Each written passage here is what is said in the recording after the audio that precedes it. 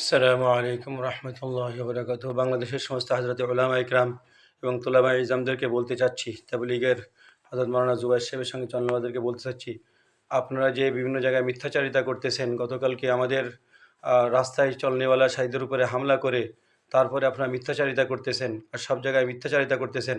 আপনারা এগুলো বন্ধ করেন। আপনারা যদি এগুলো করতে থাকেন তাহলে আপনারা কিন্তু আল্লাহর ওই মারি পড়ে যাবেন। আসিদকু ইউনজি ওয়াল কিযবু ইহলিক, আসিদকু ইউনজি ওয়াল কিযবু ইহলিক, ইয়াদরিবু বিল হাক্কি আলাল বাতিলি ফায়াদমুগু ফাইদা হুয়া জাহিক। এই সমস্ত আয়াতের ভিতরে পড়ে যাবেন আপনারা।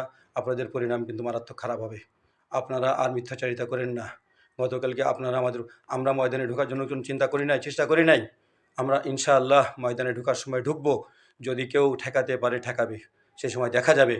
وإن طائفتان من المؤمنين اقتتلوا فأصلحوا بينهما فإن بغت إحداهما على الأخرى فقاتلوا التي تبغي حتى تفيء إلى أمر الله فإن فاءت فأصلحوا بينهما بالعدل واقسطوا إن الله يحب المقسطين আলাইসা মিনকুম রাজুলুন রাশিদ, আলাইসা মিনকুম রাজুলুন রাশিদ।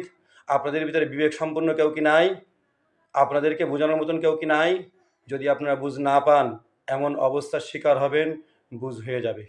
আমি আবদুল্লাহ মনসুর বলতেছি, আপনারা মিথ্যাচারিতা করেন না। মৌলানা সাদ সাহেব বলছেন যে বাংলাদেশের আলেম তালবে ইলমদের কোনো দোষ না, দোষ হচ্ছে দুই চারজনে যে কাকরাইলে বসে বিভ্রান্ত করেছে। জুবাইর সাহেব কেন আসে না? রবিল কেন আসে না? ওমর ফারুক সাহেব কেন আসে না? তাদের ছেলেরা কেন আসে না? মাদ্রাসার এই সমস্ত নাবালেগ বাচ্চা, এতিম বাচ্চাদেরকে আমাদের মোকাবেলায় কেন পাঠাচ্ছেন? আমি মৌলানা আবদুল্লাহ মনসুর বলতেছি, আপনারা আসেন, এই ছাত্রদেরকে পাঠায়েন না।